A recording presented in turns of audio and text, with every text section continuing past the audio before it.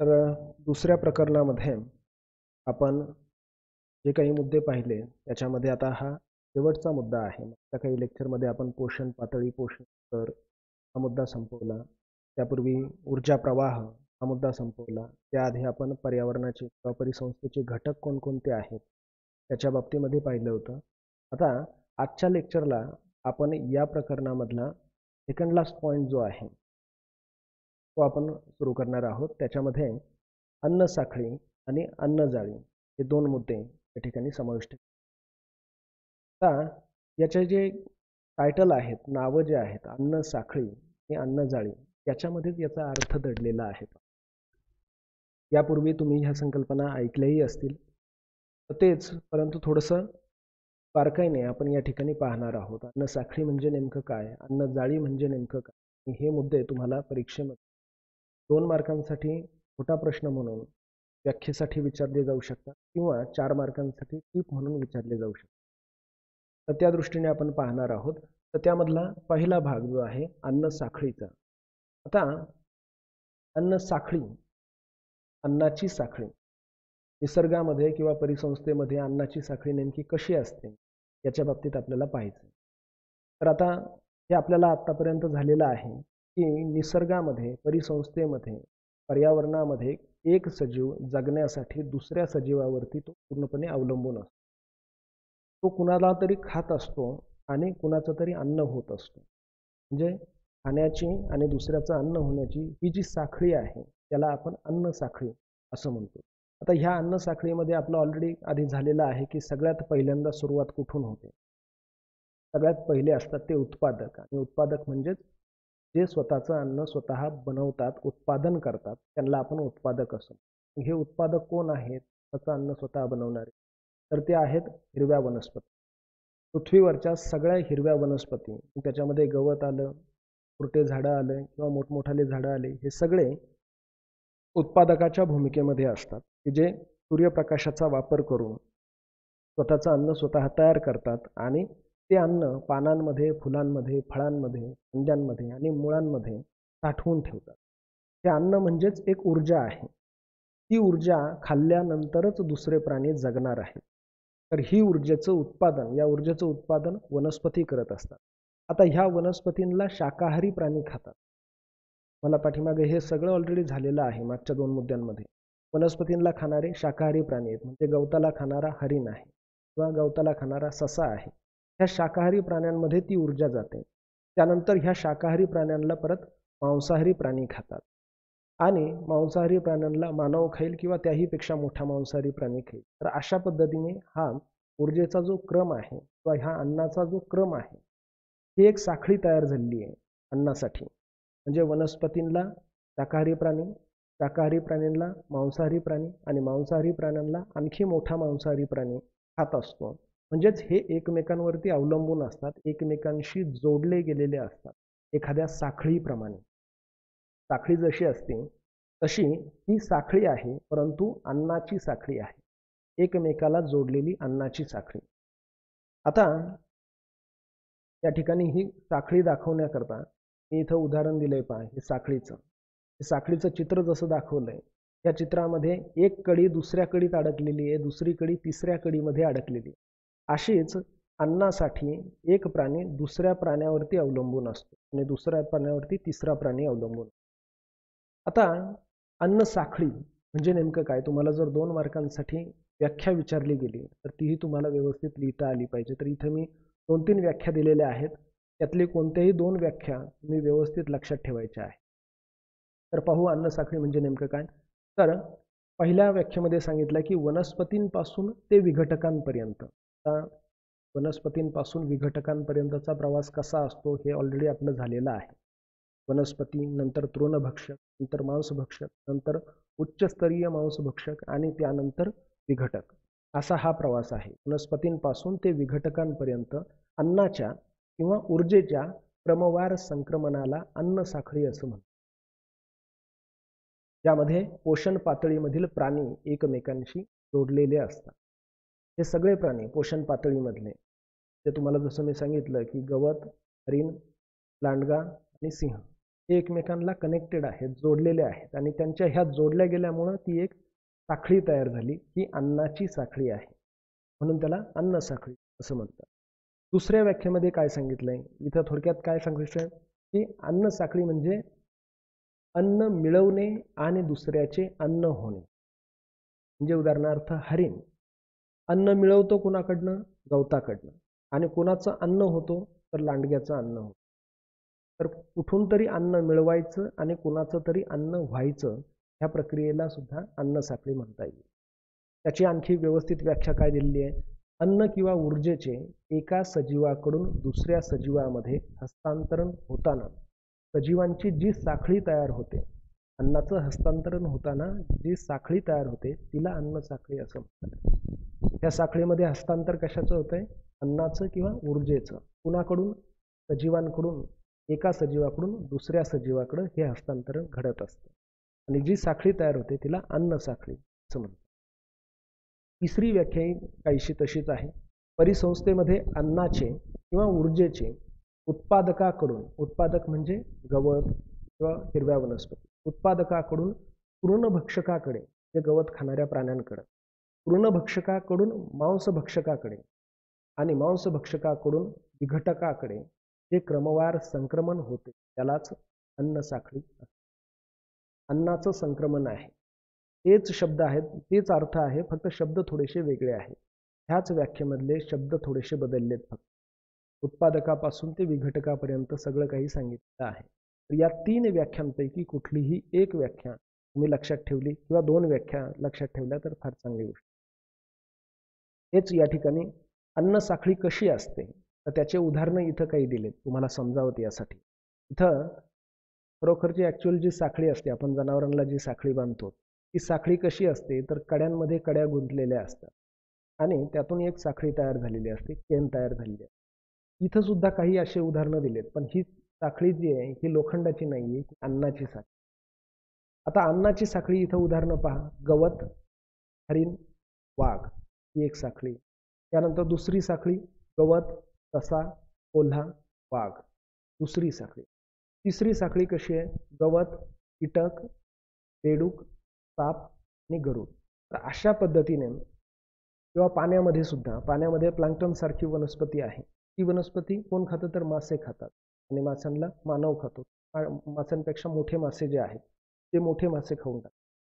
तर अशी ही साखळी क्रमवार संक्रमण जे आहे, याच्यातून याच्यात, याच्यातून याच्यात, हे अन्नाचं जे क्रमवार संक्रमण आहे याला आपण अन्न साखळी असं म्हणतो. आता अन्न साखळीच्या बाबतीमध्ये संपूर्ण पृथ्वीचा, संपूर्ण निसर्गाचा जर आपण विचार केला तर एखाद्या भौगोलिक प्रदेशामध्ये जे प्राणी आहेत तिथल्या त्या प्राण्यांनुसारच तिथली अन्न साखळी. म्हणजे तुम्ही असं म्हणताल की बर्फाच्छादित प्रदेशामध्ये वाघ असेल, नाही, तिथं असू शकत नाही. जंगलामध्ये, जंगल परिसंस्थेमध्येच तो असणार, बर्फाच्छादित प्रदेशात असणार नाही. वाळवंटामध्ये वाघ नसणारे, सिंह नसणारे. तर ज्या भौगोलिक प्रदेशामध्ये जे प्राणी आहेत ते प्राणीच त्यांच्या त्यांच्यामध्ये ही साखळी तयार करत असतात. आता ह्या साखळीमध्ये सुद्धा परत प्रकार केलेले आहेत. ते प्रकार कोणते आहेत, ते प्रकार खाली 5 प्रकार, ठळक प्रकार मी या ठिकाणी 5 दिलेले आहेत. त्याच्यामध्ये लांबीनुसार ठरलेले प्रकार 2 आहेत, दीर्घ अन्न साखळी आणि लघु अन्न साखळी. त्यानंतर ठिकाणानुसार ठरलेले प्रकार जर पाहताल तुम्ही तर ते भूस्थित म्हणजे जमिनीवरची अन्न साखळी, जलस्थित म्हणजे पाण्यातली अन्न साखळी. तृणभक्षक अन्न साखळी, ते ज्या अन्न साखळीची सुरुवात ही गवत खाणाऱ्या प्राण्यांपासून, तृणभक्षक अन्न. तर अन्न साखळीचे प्रकार जर विचारले तर तुम्हाला हे 5 प्रकार तरी लिहिता आले पाहिजे. त्यापेक्षाही आणखी उपप्रकार केलेले आहेत, परंतु हे 5 ठळक प्रकार मी या ठिकाणी दिलेत. त्यातला एक एक प्रकार आपण थोडक्यात पाहणार आहेत. या ठिकाणी दीर्घ अन्न साखळी. आता तिच्या नावातच त्याचा अर्थ आहे, दीर्घ म्हणजे लांब लचक, तिची लांबी जास्त आहे, त्याच्यामध्ये जास्तीत जास्त प्राणी आहेत, त्याला दुवे म्हणतात. ह्या साखळीमध्ये जास्तीत जास्त दुवे आहेत, दुव्यांची संख्या जास्त असते, त्यावेळेस ती साखळी लांब असते आणि म्हणून अशा साखळीला दीर्घ अन्न साखळी असं म्हणतात. म्हणून या ठिकाणी दिलंय पहा की उत्पादक, प्राथमिक भक्षक, द्वितीय भक्षक, सर्वोच्च भक्षक अशी हे जे पोषण स्तर असतात सगळेच पोषण स्तर त्या ठिकाणी आढळून येतात आणि त्याच्यामुळं ही अन्नसाखळी एक लांबलचक अन्नसाखळी बनलेली असते. त्या अन्नसाखळीला आपण दीर्घ अन्नसाखळी असं म्हणतो. ते मी आता एक उदाहरण पण दिलेलं आहे, तुम्ही हेच उदाहरण द्यायला काहीच हरकत नाही. गवत, नाकतोडा, बेडूक, साप आणि गरुड. तर याच्यामध्ये एक उत्पादकापासून एक मोजला आपण 1 2 3 4 5 दुवे या ठिकाणी या अन्नसाखळीमध्ये आढळून येतात. तर ती तुलनात्मक दृष्ट्या तशी लांबलचक अन्नसाखळी. त्यानंतर दुसरा प्रकार जर घेतला लघु अन्नसाखळी. त्या अन्नसाखळीची लांबी छोटी असते, लगेच संपते, त्याच्यामध्ये दुव्यांची संख्या कमी असते. अशा अन्नसाखळीला आपण लघु अन्नसाखळी, छोटी अन्नसाखळी असं म्हणतो. त्याच्यामध्ये काय सांगितलंय, याच्यामध्ये वनस्पती आणि प्राण्यांचे एक किंवा दोनच गट आढळतात आणि त्याच्यामुळे तिची लांबी लहान असते. त्याचं उदाहरण या ठिकाणी दिलंय पहा, गवत, हरिण, सिंह. संपली अन्नसाखळी. 3च दुवे आहेत या ठिकाणी, त्यामुळं अन्नसाखळीची लांबी छोटी झालेली आहे, म्हणून तिला लघु अन्नसाखळी. त्यानंतर तिसरा प्रकार भूस्थित अन्नसाखळी. भूस्थित म्हणजे जमिनीवर आढळून येणारी अन्नसाखळी.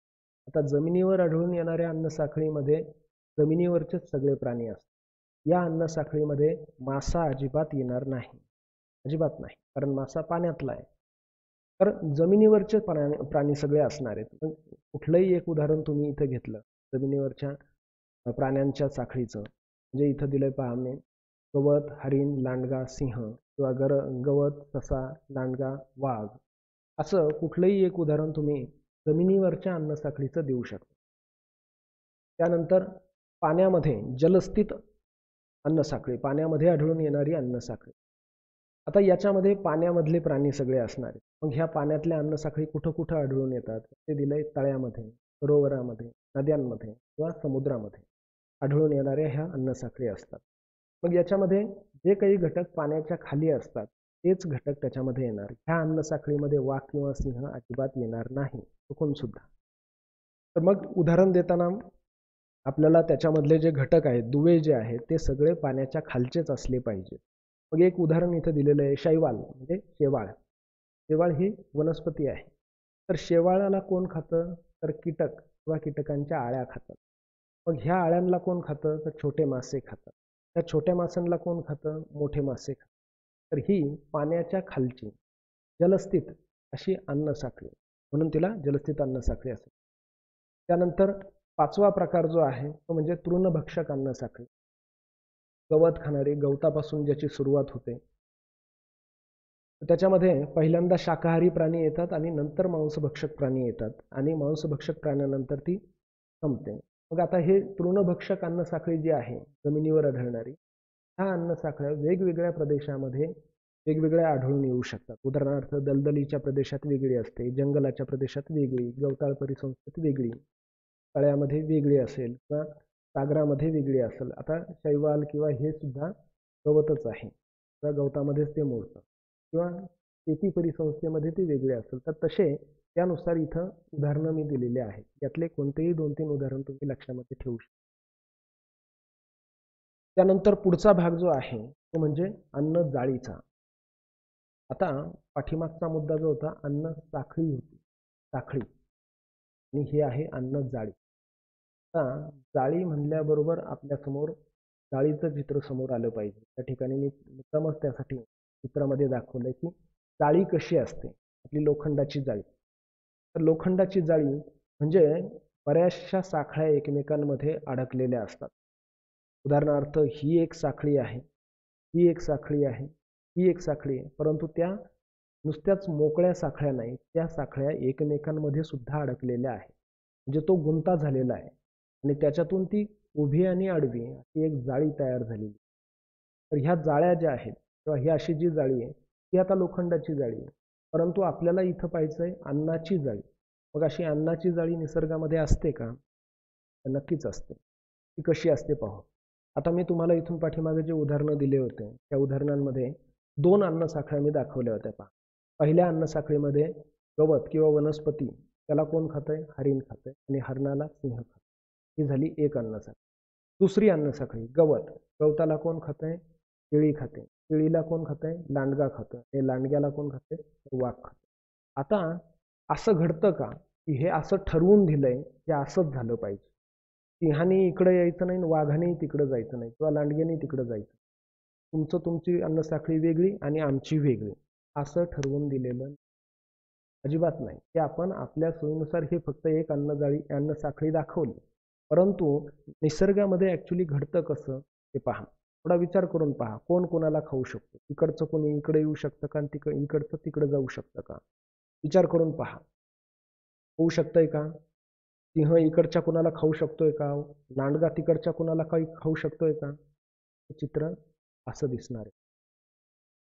म्हणजे इकडचा सिंह ह्या शेळीला पण खाऊ शकतो, हा सिंह ह्या लांडग्याला पण खाऊ शकतो, इकडचा वाघ ह्या हरणाला खाऊ शकतो. त्यानंतर हा एरो उलटा झालाय, हा लांडगा ह्या हरणाला सुद्धा खाऊ शकतो. असं या अन्नसाखळीमधला एखादा घटक त्या अन्नसाखळीमधल्या एखाद्या घटकाला खाऊ शकतो, तिकडचा एखादा घटक इकडच्याला खाऊ शकतो. अशा पद्धतीने ह्या दोन अन्नसाखळ्या एकमेकांमध्ये अडकल्यात आणि अशाच दोनपेक्षा जास्त 3-4 अन्नसाखळ्या ज्यावेळेस एकमेकांमध्ये अडकलेल्या असतात, इकडचा प्राणी तिकडं खातो, तिकडचा प्राणी इकडं खातो, हे ज्यावेळेस होतं त्यावेळेस ती साखळी न राहता त्याची जाळी तयार होते. ती जाळी दिसायला अशी दिसायला. ह्या वेगवेगळ्या अन्नसाखळ्या आहेत, परंतु त्या अन्नसाखळ्या एकमेकांमध्ये अडकलेल्या आहेत आणि त्याच्यातून हे सगळं जाळीचं चित्र तयार होतं. एका अन्नसाखळीमध्ये असणारा प्राणी दुसऱ्या अन्नसाखळीमधल्या प्राण्याला खातो, किंवा दुसऱ्या अन्नसाखळीतला प्राणी इकडच्या अन्नसाखळीमधल्या प्राण्याला खायला, त्यावेळेस असं ते जाळीचं चित्र तयार होतं. त्यावेळेस याला अन्नजाळी असते. आणखी एक उदाहरण दिलंय पहा. हे जाळीचं म्हणजे इथं पहा, गाजराला कसा खातो? कशाला? कोल्हा खातो. इकडं तसा परत गवत सुद्धा खाऊ शकतो. त्यानंतर इथं गवत नागतोड्याला घुबड खातंय, ह्या नागतोड्याला परत इकडे पक्षी पण खाऊ शकतो. इकडचं धान्य आहे, त्या धान्याला नागतोडा खाऊ शकतो. म्हणजे उंदराला घुबड खाऊ शकतो. आता इथं पक्षी आहे, ह्या पक्षाला कोल्हाही खाऊ शकतो. म्हणजे असं दुसऱ्या अन्न साखळीमधला एखादा प्राणी इकडं सुद्धा खाल्ला जाऊ शकतो, इकडं सुद्धा खाल्ला जाऊ शकतो. आणि त्याच्यामुळं हा जो गुंता तयार होतो, ही जी जाळी तयार होते, त्याला अन्न जाळी. आता ह्या संकल्पनेच्या बाबतीमध्ये थोडक्यात पाहू आपण. जे तुम्हाला ह्या चित्रांमुळं किमान अन्न जाळी काय असते हे कळावं याच्याकरता हे सगळे चित्र मी दिले. आता त्याची टिपिकल व्याख्या काय असते वगैरे वगैरे ते आपण आता इथं पाहणार आहोत.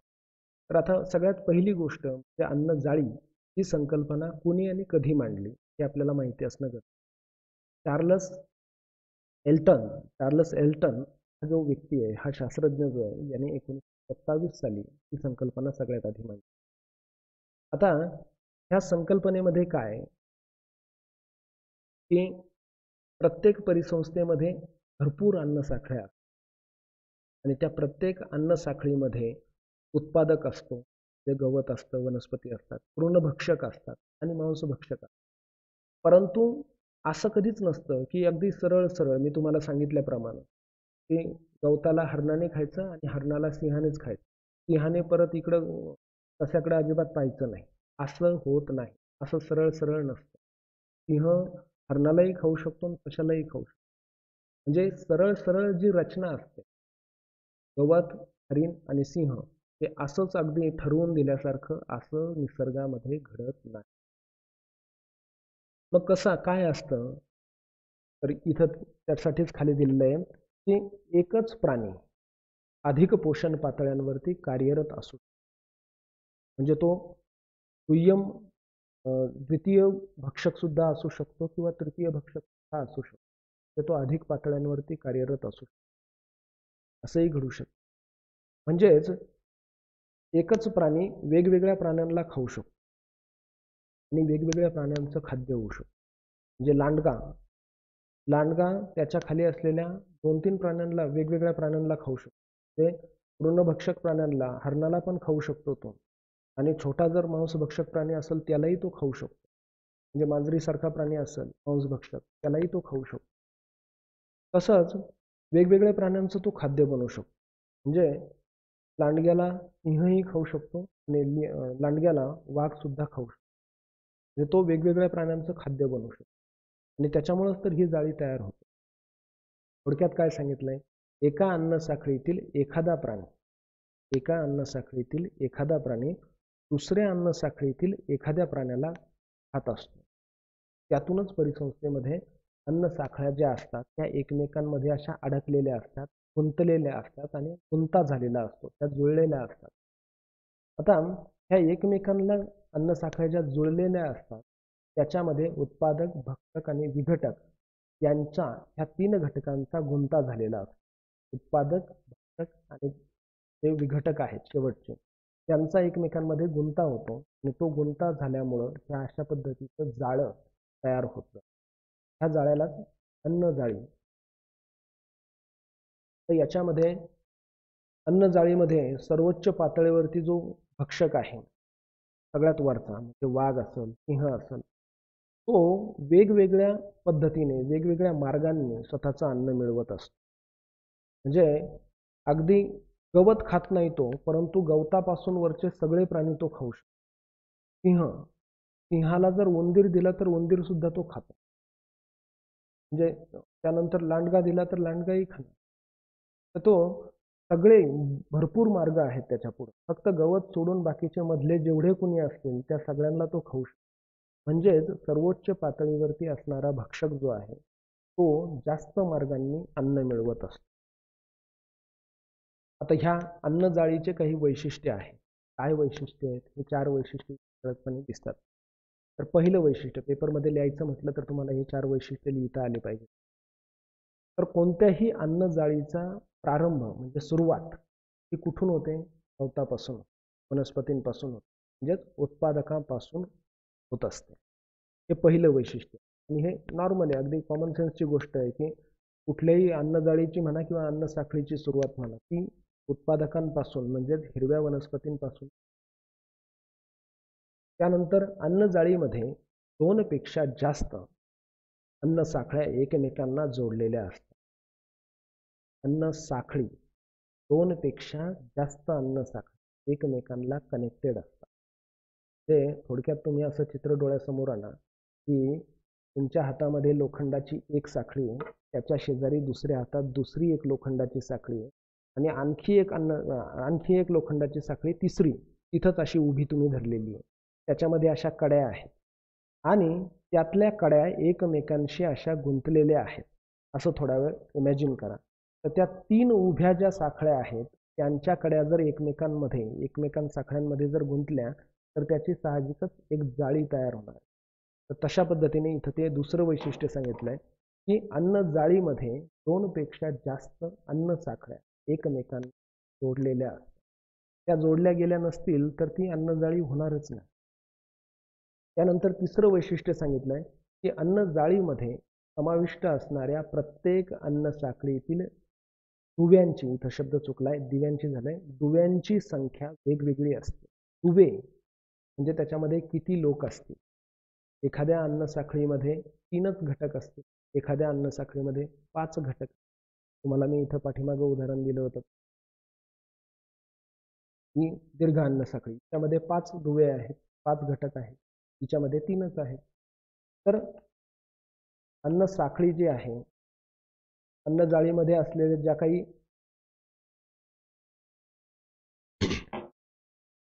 अन्न जाळीमधल्या ज्या काही अन्न साखळ्या आहेत त्यातले दुवे जे आहेत त्यांची संख्या कमी किंवा जास्त असू शकते. ते काही सगळे असा काही नियम नाही की ह्या साखळीमध्ये 4 दुवे आहेत तर हिच्यामध्ये सुद्धा दुसरीमध्ये सुद्धा 4च असले, असं काही.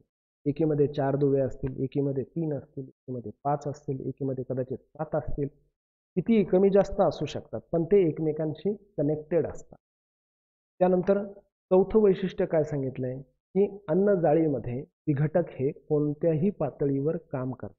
विघटक, आता विघटक कोण आहे ते आता परत सांगण्याची गरज नाही. विघटक म्हणजे चढवणारे, कुजवणारे आणि तुकडे तुकडे करून मातीत मिळत हे जे सूक्ष्म जीवाणू असतात, सूक्ष्म घटक असतात, किडे असतात, त्यांना आपण विघटक असं म्हणतो. आता विघटक हे कुठल्याही पातळीवरती काम करू शकतात. म्हणजे काय? विघटन कुणाकुणाचं केलं जातं? तर प्राणी आणि वनस्पती यांच्या मृत अवशेषांत एखाद्या झाडाची फांदी किंवा पानं जमिनीवर पडले, ते मृत अवशेष आहे. किंवा एखादा प्राणी मरून जमिनीवरती पडला, तोही प्राण्याचा मृत अवशेष.